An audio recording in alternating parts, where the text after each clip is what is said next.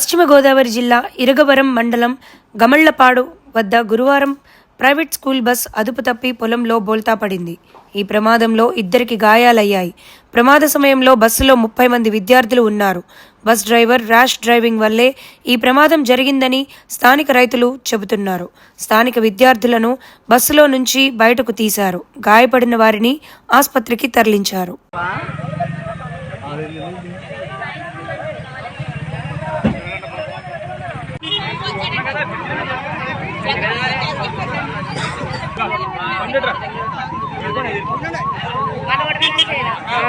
మామిడి చెట్టు కదా